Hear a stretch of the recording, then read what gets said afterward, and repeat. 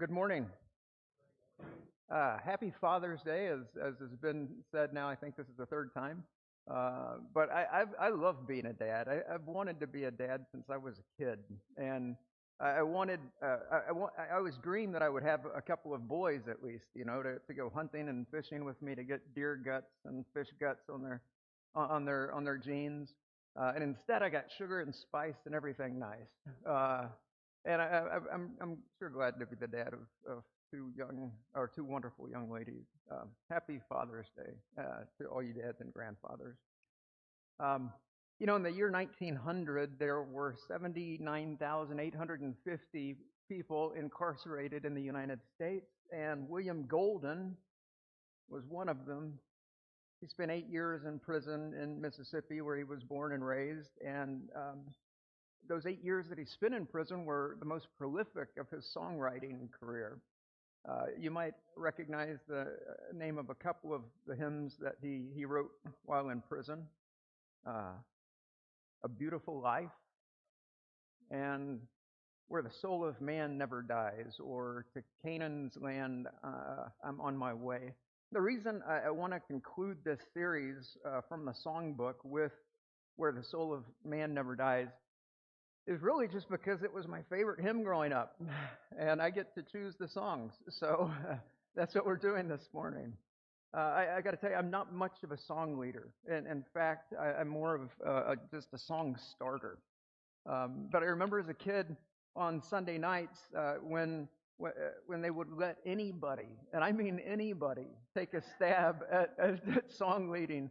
This was always my go-to. Um, the song's really just about one thing, the only thing in the end that matters: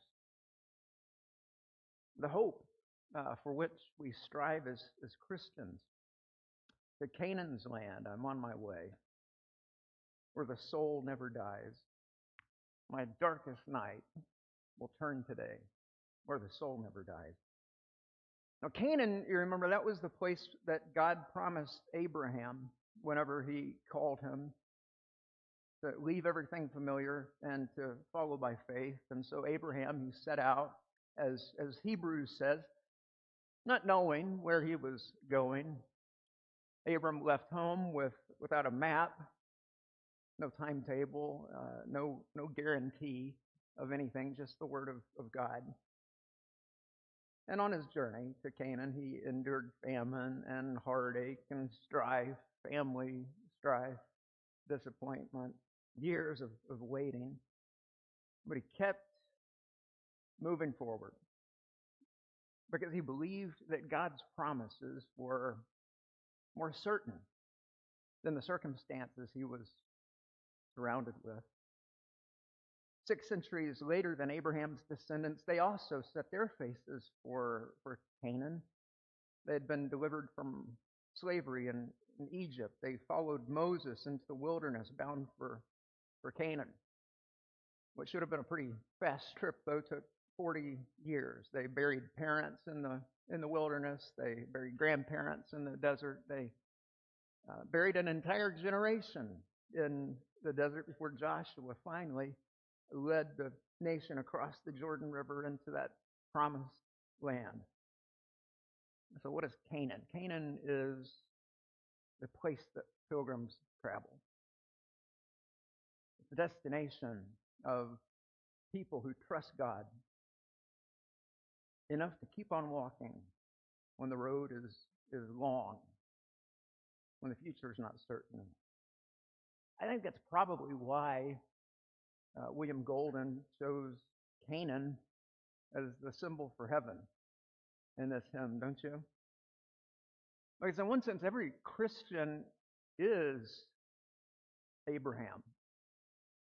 Every one of us are strangers and exiles here. We're following along promises that none of us has fully received yet. We bury our dead. We wrestle with doubt. We go through the hardship. We walk through seasons where it seems like God's purposes are just hiding from us. But we keep on walking.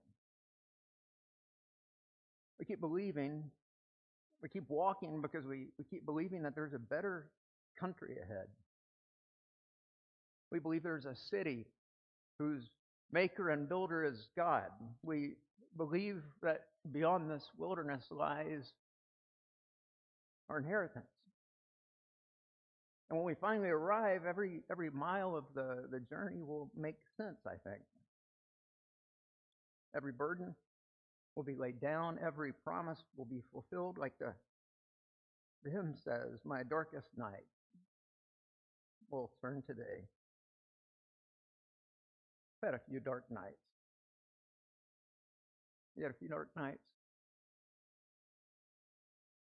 I think this song is probably saying more than just everything's going to be great in heaven. I think we're singing about the hope that we have that one day everything's going to finally make sense. The why. The wherefore. The questions that we've all carried along for years. Now, I don't believe that God goes around inflicting suffering on children. But neither do I believe he's uninvolved. Somehow, in ways that are beyond my understanding, God has allowed a great deal of pain into this world. And I don't know about you, but I'd like to understand some of it. There's some dark nights in my own life that I want explained. But even more than that, I'd like to understand the suffering of others. I think about our brother Tony.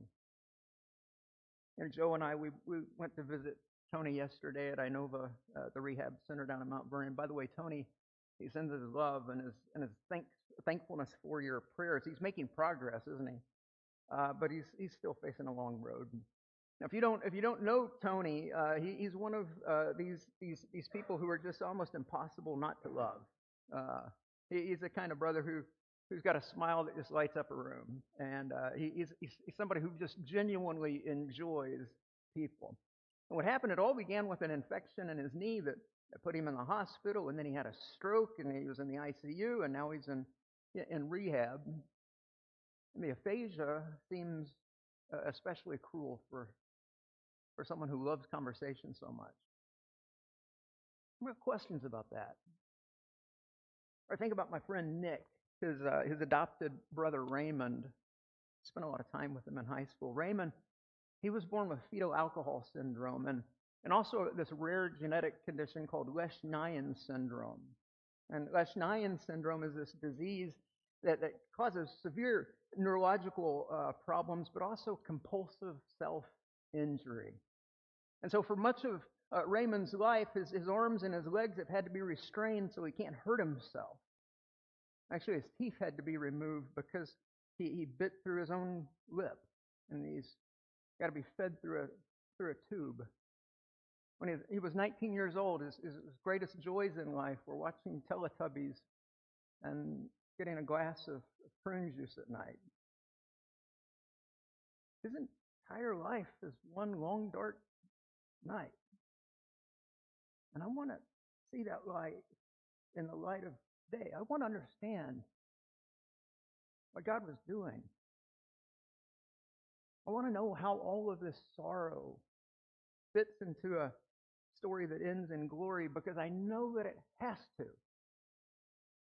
And when Jesus, whenever he appeared to Thomas and the disciples after his resurrection, he didn't come back like with this flawless, untouched, perfect body. No, the scars were still there. The nail prints were still in his hands. The wound in his side was still visible. And you remember what happened? Jesus told Thomas, he said, "Put your finger here. See my hands. Reach out yourself and put your hand into my side." And Thomas, he didn't touch a thing. The text never says he did.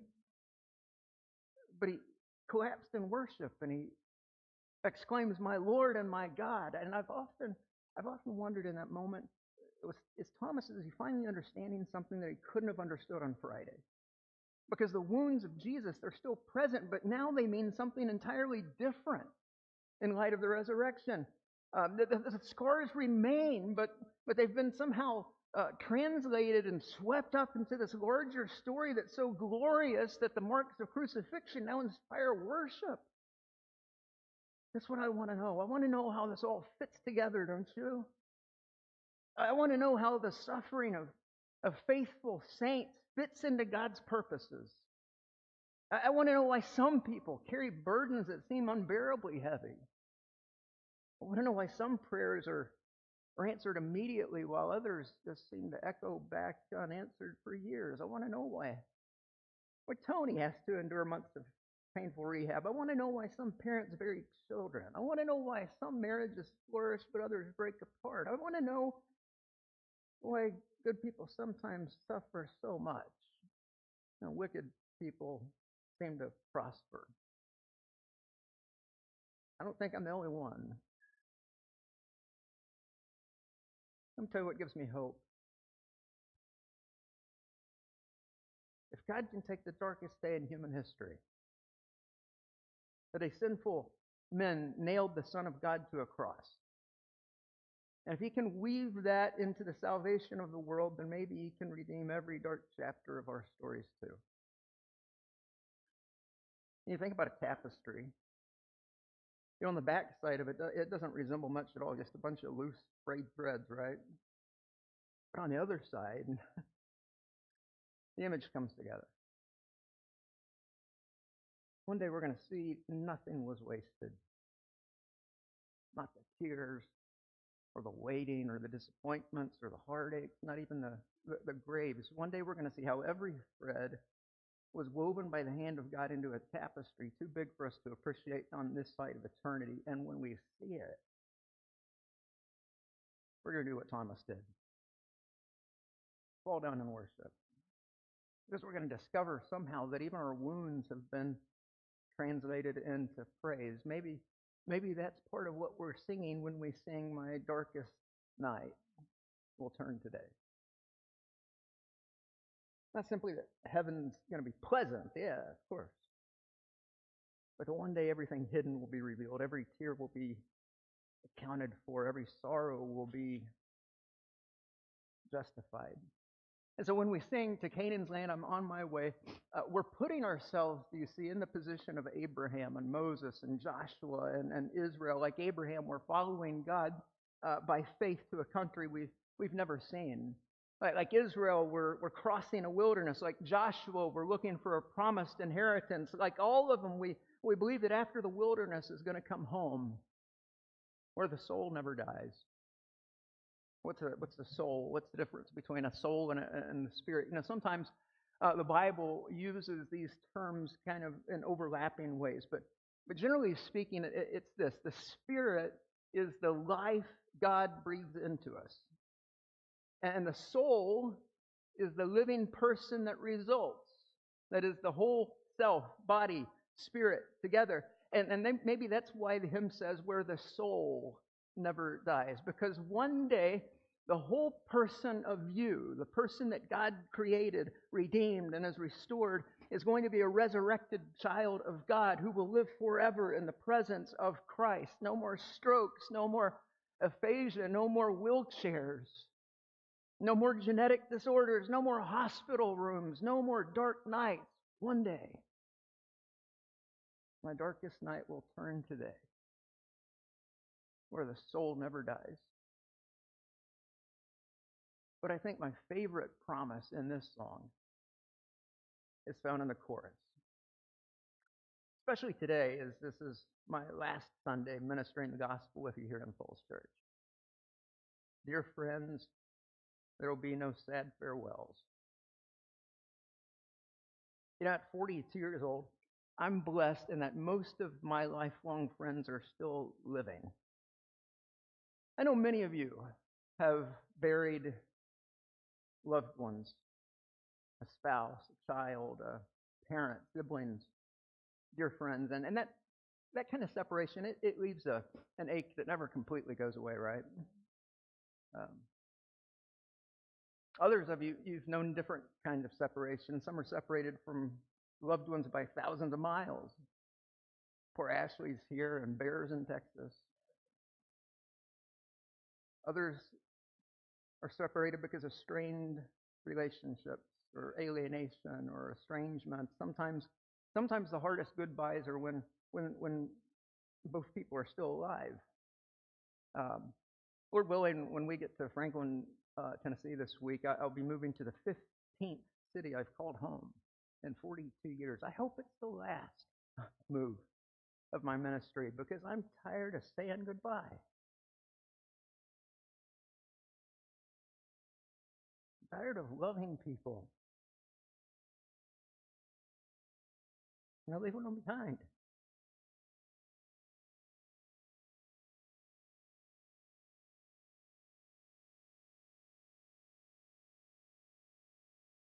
Tired of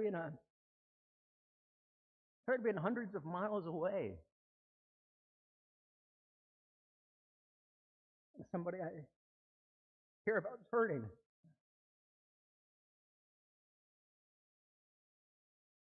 Wishing I could be beside them and pray with them and open the scriptures with them and remind them of God's promises. I was reminded of that yesterday. Um, my friend Doug, he's a retired oil field mechanic in the Oklahoma Panhandle. And Doug, he sat beside his wife in church for like 40 years before he finally decided to put Christ on in baptism. Doug is he's dyslexic. He's never really thought of himself as a Bible scholar. But we would meet for breakfast at least once a week, and sometimes I would drive him to Amarillo for doctor's appointments. Thanks, brother. See, I forgot my handkerchief this morning, and thank you. Um, I drive him to Amarillo about 3 hours away for medical appointments sometimes, and Doug and I, we just got to be pretty good friends, and we had a lot of time to talk about faith and life and Jesus. And then one night, Doug, he called me and he said, "I'm ready." And that very night, we baptized Doug into Christ. And yesterday, as I was riding with Joe home from visiting Tony, Doug's wife called from Oklahoma asking for prayers. Doug was diagnosed with dementia in January. And then the night before, he wandered away from his home in his pajamas. And when they found him, he was confused. He was trying to get into one of the neighbors' vehicles. That's another kind of separation, isn't it? Sometimes people leave us through death, disease, distance, sometimes through addiction. Think how many families have experienced the heartbreak of watching somebody they love so dearly disappear behind chemical dependency. They're physically present, but that molecules place them a million miles away. You know, the older that I get, I become more and more convinced that almost every heartache in this life is in one way or another a story about separation. Sometimes it's separation from a dream.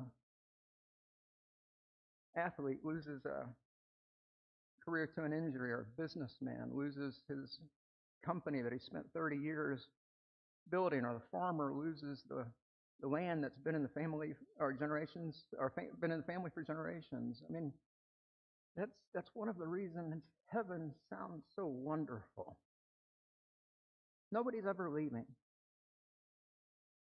Nobody's checking out, dropping out, giving up, moving away, fading away. Nobody's packing boxes. Speaking of which, uh, nobody's watching taillights disappear down the road. Nobody's wondering whether they'll ever see somebody again. Nobody has to say, "Come visit us sometime." Nobody has to say, "Keep in touch." Nobody has to say, I wish we lived closer." No, the hymn's right. Dear friends, there'll be no sad farewells. And that's what makes the promise. What makes this promise possible is actually the final line of the chorus, where all is peace and joy and love, and the soul of man never dies. And there really isn't much more to the song than that. It's just a wonderfully simple song. We're headed to Canaan's land. We're headed home. This life is a journey. Abraham, he discovered that. Israel discovered it. Every Christian discovers that we're pilgrims, just a passing through. And speaking on behalf of the Arnold family, we are deeply grateful that that part of our journey was spent here with you. You have loved us well. And to our elders and ministry leaders and Bible class teachers and servants of every kind, and my boss, Leah Stoltz, thank you for your friendship and your wisdom and your unwavering support. You've made our lives richer. And while there certainly are sad farewells in this world, there's a coming day when there won't be. By God's grace, we'll meet again. And next time,